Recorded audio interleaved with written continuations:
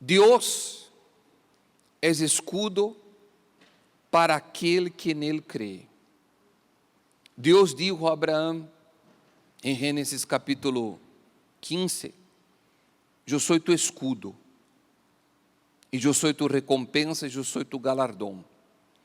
Pois quando nós analisamos a vida, as coisas que aconteceram com Abraão, nós vemos uma questão. Abraão, como você, como eu, ele era um homem comum, ele não era um homem diferente, hasta que Deus o chamou. Que foi o que hizo a diferença na vida de Abraão?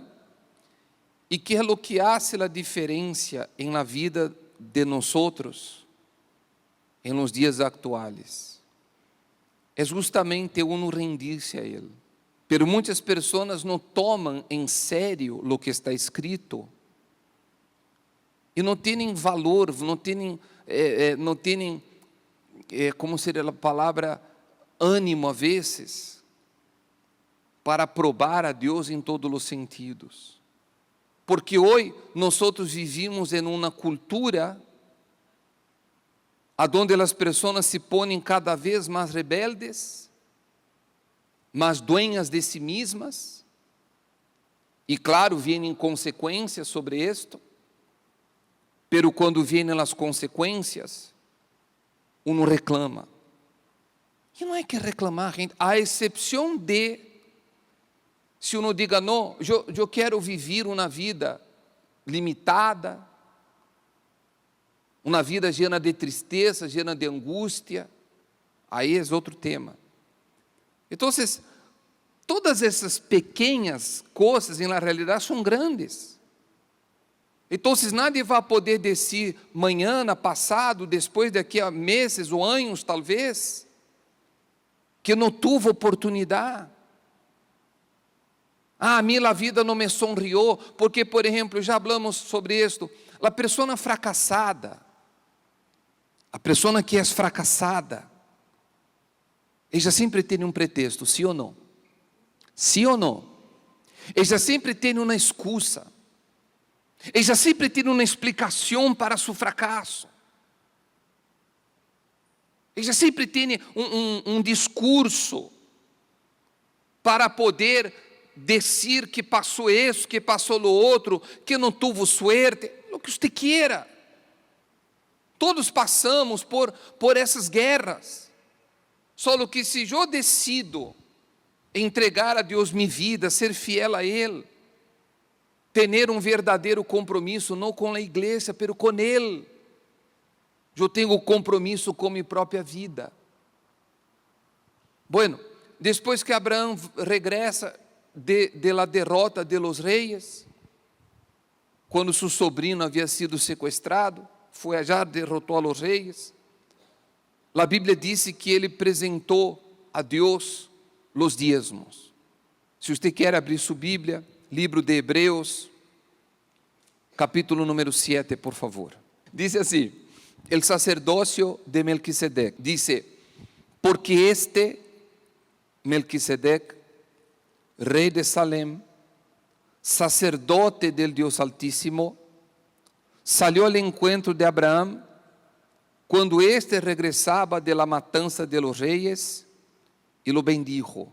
Abraham le entregou el diezmo de todos los despojos, cuyo nombre significa primeramente rei de justicia e luego também rei de Salem, esto es, rei de paz, sem padre, sem madre, sem genealogia, não tendo princípio de dias nem fim de vida, sendo hecho semejante al Hijo de Deus, permanece sacerdote a perpetuidade. Então, que é o que nós creemos? Vamos a pensar, por favor. Eu quero que você razone comigo. Abraão regressava de uma batalha, correto? Sim ou não? Bem. Como estava Abraão fisicamente hablando? Exausto. Mais que cansado, diríamos Verdade que sim? Agotado fisicamente. Sim ou não?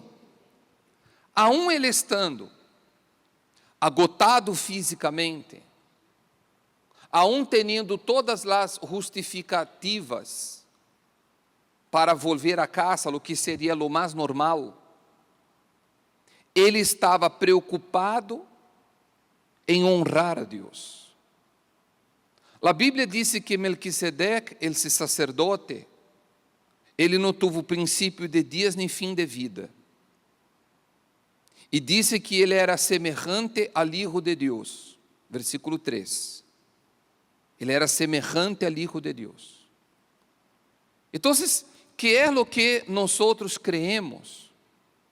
E tem coerência a isto. É que Abraão teve encontro com o próprio Senhor Jesus nesse entonces.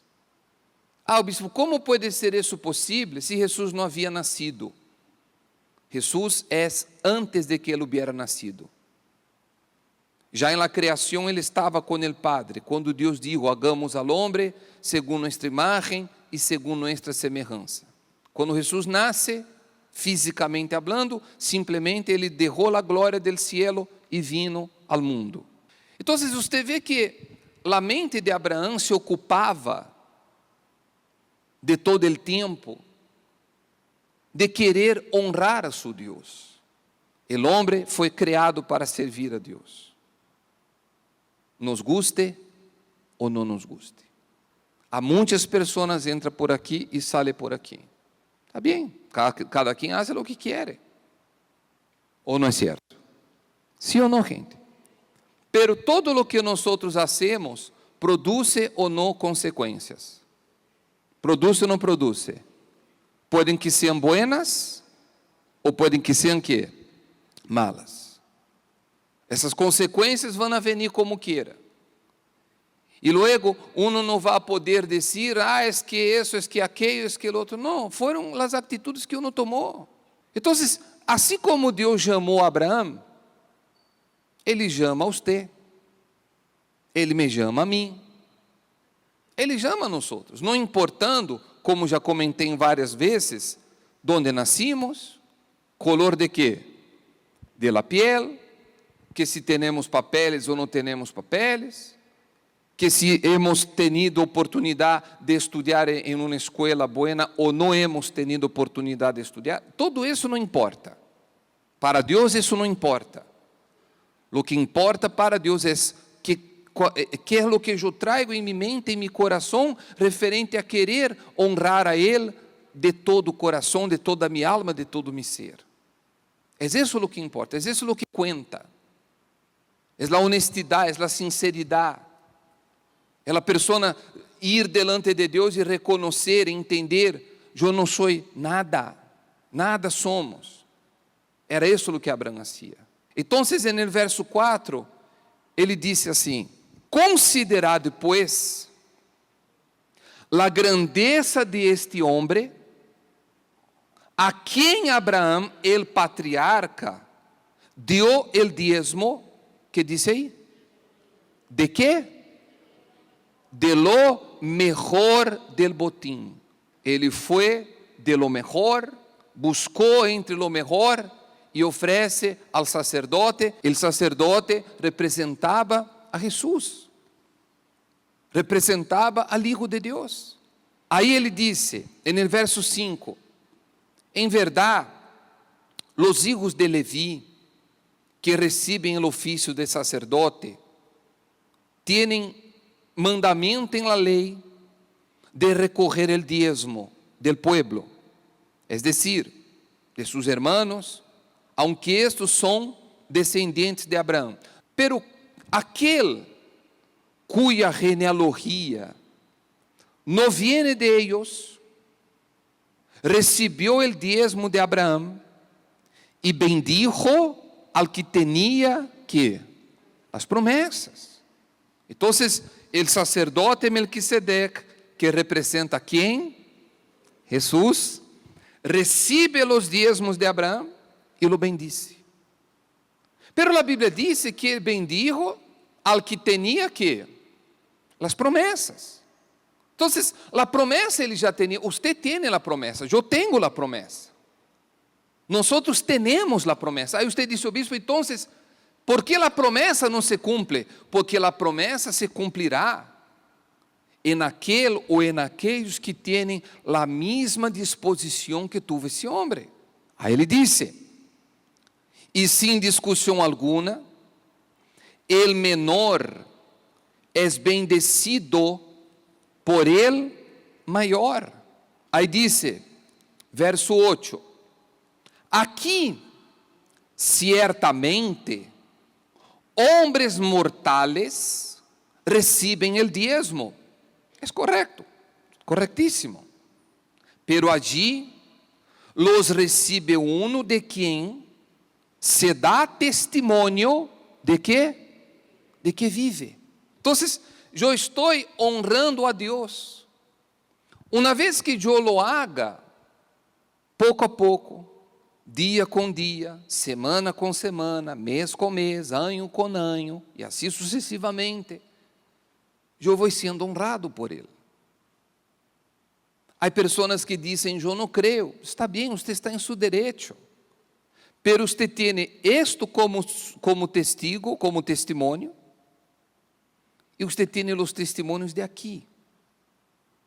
Aí eu lhe hago uma pergunta. Quando que você vai passar aqui adelante do altar a dar testemunho? Você tem que pôr dentro de si.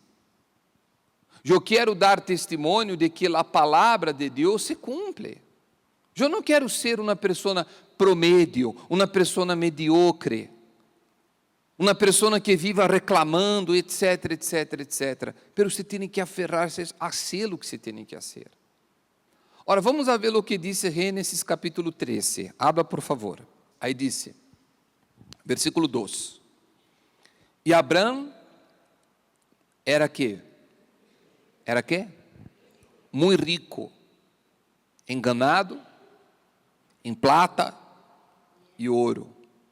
E anduvo em suas jornadas, desde el Negev hasta Betel, al lugar donde su tienda havia estado al principio, entre Betel e Ai, al lugar del altar que antes havia hecho allí.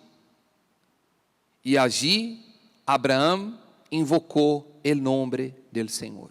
Você vê que Abraão sempre estava yendo e vindo aonde? Aonde, gente? Ao altar. Está escrito aí claramente. Os altares nessa época não eram como este. Eram de pedra, como se foram pedras amontonadas, não tiradas, puestas. E aí, nesse lugar, se haciam ofrendas de sacrifício. Ou seja, nadie invocava a Deus sem oferecer-lhe nada. Não existia isso.